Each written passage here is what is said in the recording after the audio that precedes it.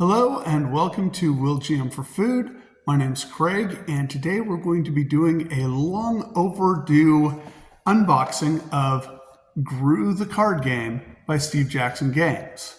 For those of you who may remember back in the day, Groo is a character created by Sergio Aragonés, who is maybe best known for his work in Mad Magazine.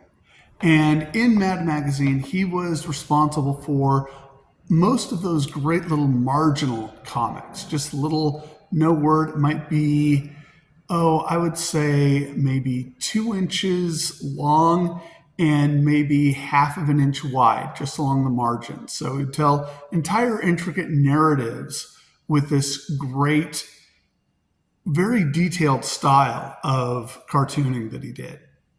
So Groo is a comedic send-up of Conan the Barbarian, who has a charming innocence, even though he tends to go around and completely destroy whoever he's trying to help. In his wake, usually on the last page of the comic, which was published by Marvel Comics back in the 80s, absolutely delightful, but he would demolish these towns and anybody who was trying to help. And the last page would be him walking away with his dog Roberto, and everything behind would be an absolute tapestry of destruction. As I mentioned, this video is long overdue. I received this back in, I'm going to say February, and it was supposed to be the first video of this channel. However, due to, I'm going to say, not a crisis of confidence, but more a matter of perfectionism, I just didn't feel comfortable releasing what I had shot, right? So what I've done is I've gone through, I've collected the best of the footage that I shot, and I'm slapping on this great fancy new intro. All right, so let's open this up. So first of all, we have the box. As always, the art and the presentation is dead on. One of the things that I've always found I could rely on from Steve Jackson Games is great design, great look on the graphic end. So we have a nice large sheet of rules. Also, you'll notice very well illustrated with the things that you need to play. So very solid there. We have a deck of cards that will go into more detail later. And really cool dice bag. I believe this was a Kickstarter promo or a Kickstarter stretch goal. And then we also have the dice. So most of the dice are very similar. They have a Groo head. They have a symbol that represents labor, an icon for supplies, and for the currency of the realm, copins. So these are resources that you roll each turn to determine what you can build in your town. And then finally, we have the deck of cards in a nice little container. We'll be looking at that next. And then after we look at the cards, we'll talk a little bit about the gameplay. All right, so let's take a look at the cards. There are a number of different card types. First of all, you have Groo himself. Groo is not a player character.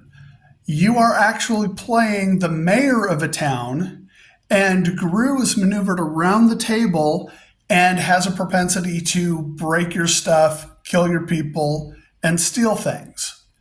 What you're trying to do is you're using buildings to create your town and earn victory points. All right? Now, while you're doing that, you can also deploy troops to defend your town. So there's 2 types. You have common people, common troops like bowmen, cavalry, etc. But then you also have the named characters from the universe, people like the sage, the minstrel, people who you may remember from the comics. So it gives a really good feel for that. So you also have Groo effects.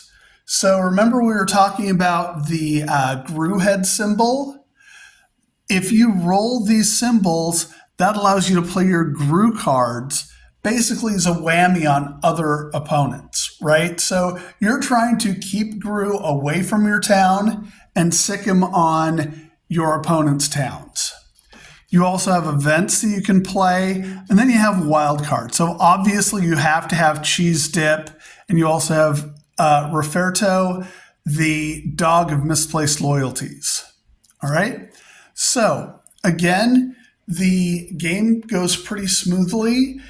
I don't see it really as a two-player game.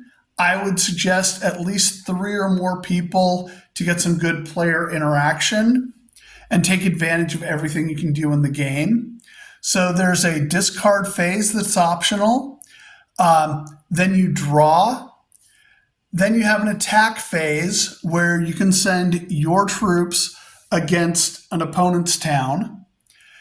A construction phase. Now the construction phase is interesting because what happens is you're going to roll your dice, and whatever you can't spend gets passed to the left. So that means that during the leftover phase, whatever you don't use is available to your opponents. All right? Then there's a second draw phase. You draw up to 5, and then you pass the phase card to your left, and it becomes your opponent's turn.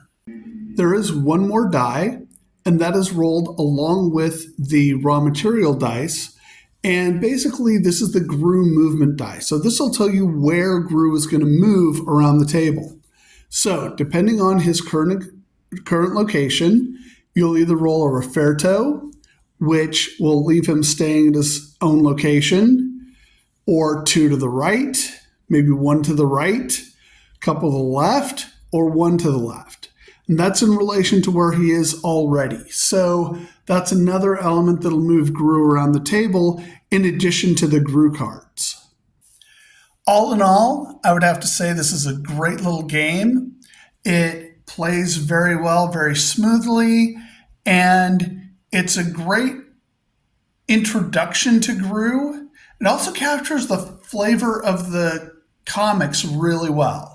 So all in all, I would give this a solid 2 thumbs up. 2 thumbs up right here.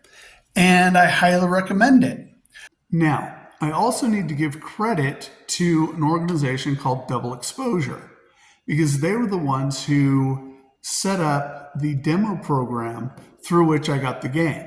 So what they do is they match a network of volunteers to demo games for companies. So in this case, Steve Jackson Games sent me the game to demo under what they call a splash, which is basically a coordinated weekend usually of demoing the games all over the country.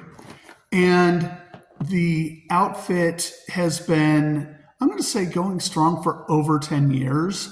They have a very, very professional point of view when they do the demos. Before you're allowed to demo a particular game, you actually have to sit down, usually over a Zoom call or another video conference, and demonstrate as a herald that you know how to demo the game. So a big shout out to Vinny and Avi and Linda and everybody else at Double Exposure. Really thankful for all the things that I've received through them, the chance to demo games, and it's a lot of fun. You get to meet a lot of people that you otherwise wouldn't. And the other thing that they do is they also provide opportunities to provide help at the major game conventions, such as Origins or Gen Con, just to name a couple of them. So really great outfit.